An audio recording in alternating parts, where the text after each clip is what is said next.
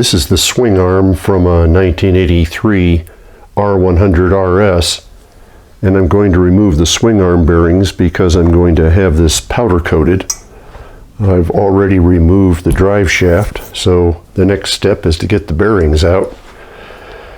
The style of bearing changed in 1981 to this style, so the earlier model bikes are a somewhat different bearing, but the process is somewhat similar. The first thing to do is to get the dust seal off, which is just with a screwdriver, and then you can see this is the inner bearing, and then there's an outer bearing race.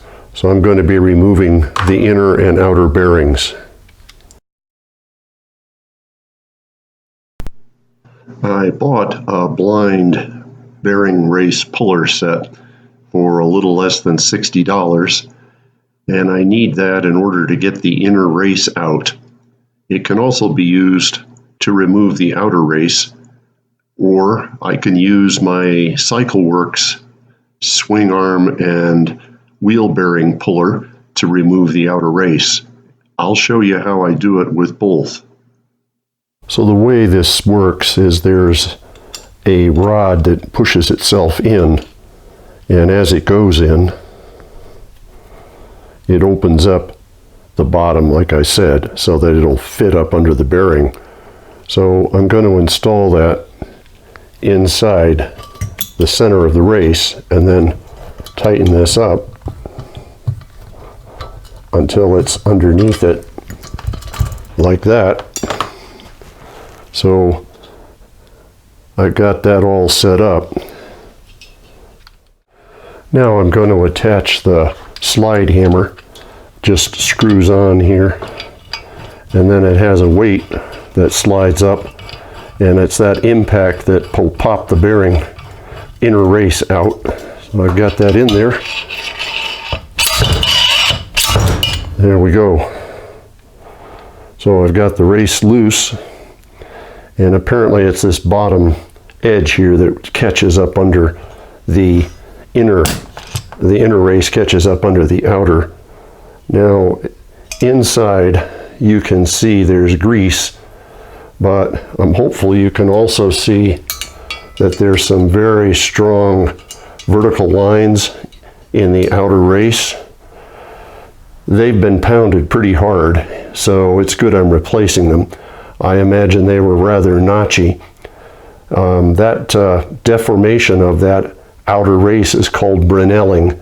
It actually hardened areas of the outer race and pushed it in, so the inner bearing doesn't rotate freely. So your rear swing arm doesn't move as smoothly as it should. So good news is, since I'm powder coating it, I'm going to be replacing these, and things ought to be better.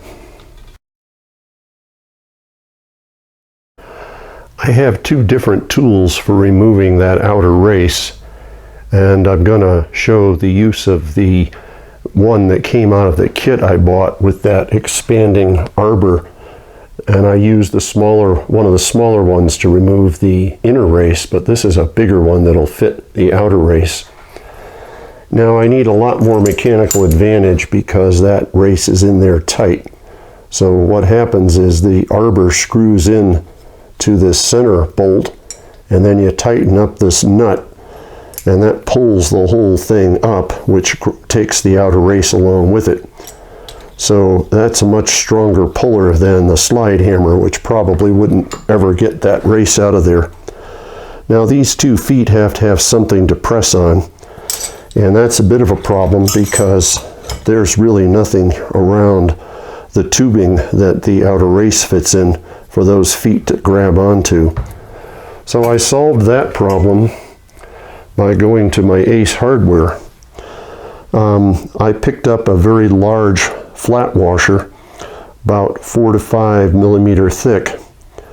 The key to this one is the inner hole is a 41 millimeter diameter, and that is nice because the diameter of the bearing is 40 millimeters, so this is just a little bit bigger, and I want it just a little bit bigger because I want it to fit such that it's partially resting on the edge of the outer tube. but I need to keep it centered. So I went over to the electrical parts area and came up with this. And what that is it's a conduit lock nut, 1.5 inch. And I had to take my Dremel and clean off these edges here. They're designed to lock into the steel of an electrical power box. So I just ground those down, and then I used some of the JB weld and glued the ring here to the plate. What was nice about that ring is it's 46 millimeters, and that's exactly the diameter of the outside of the tubing. So that meant it was going to slide right over, which it does, and it stays centered. Now I have this nice flat area for the feet of the jaws to fit on, and I should be able to pull that out. So I'll get that set up and we'll see what happens. So I have the puller assembled now, and I'm just going to take a wrench and see if we can get that outer race to start moving. You can hear it making popping noises, and I can see it coming right up through the gap in the center there. So I think this puller is actually going to do the job. Aha! There we go. So this is the outer race, and of course it caught right there on the bottom of the expanded feet and pulled it right up and out.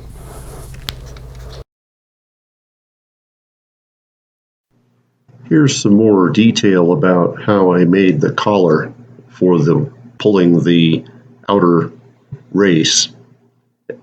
This is the large flat washer that I got at Ace, and the hole is about 41 millimeters in diameter. So it fits on top of the tubing, but with enough gap to allow the outer bearing race to slide past the hole in the washer.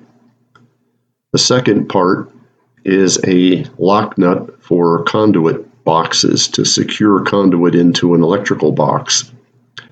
And that's about 46 millimeters on the hole, so it slides nicely over the outside of the tubing that the bearing fits inside of.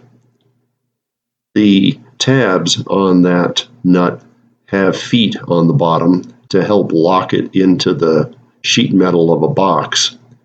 So I took a Dremel tool with a grinding stone and flattened that off.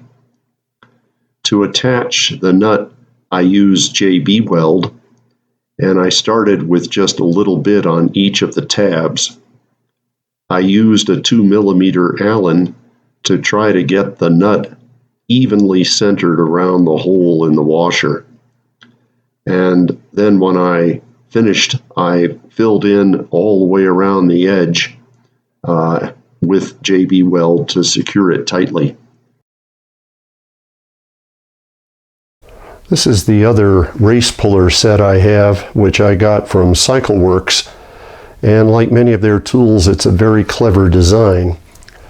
What you get is an aluminum plate that's been drilled and tapped for 8 bolts, and these bolts are hardened and they have a bevel underneath. So you screw them into the plate, and inside is a captive nut and bolt that fits inside. So you put it in after you get about 3 or 4 of them in, and then put the rest together. Now there's a threaded hole here and a very long Allen headed rod, screw actually, that goes in. But as it goes in, it pushes on that captive bolt, and as you tighten this, that captive bolt pushes against these bolt heads and spreads them open like fingers, so they go up under the outer race. So to show you how that works, here's the other race I have to remove. This slides in, you tighten it up, and then snug it up with an Allen so everybody's nice and tight, and you're good to go. Now to pull, there's this little piece of conduit that fits right on the tubing on the outside of the race, and then a block, and then you have a washer and a nut, and you basically tighten that up, and that pulls that whole assembly out. So we'll see how that works here in just a second. So I've got it all assembled and got my wrench on the nut, and we'll just start turning.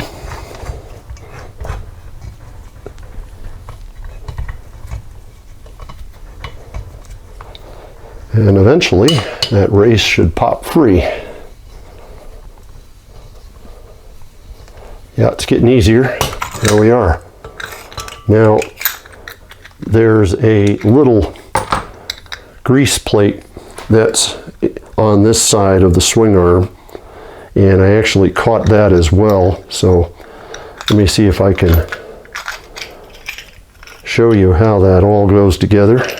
So I took apart the tool, and this is that plate that acts as a baffle that keeps the bearing grease from going down this part of the swing arm, because that's just a cavity. And then here are those bolt heads spread out, and I loosened this up a little bit so they're sliding right by it.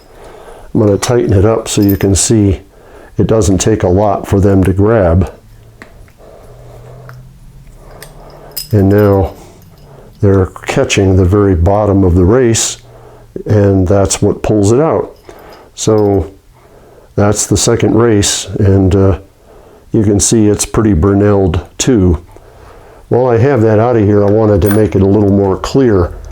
This side of the swing arm is hollow all the way to here, but this side, which is what the drive shaft goes through, well, that drive shaft has a tube. So this acts as a natural small cavity that keeps you from filling the whole swing arm with grease. So on this side you don't need the little plate, but on this side you do, so that when you grease the bearing, that plate acts as a stop and keeps the grease where you want it. So I've got both bearings out, and just right ready to take this to the powder coater.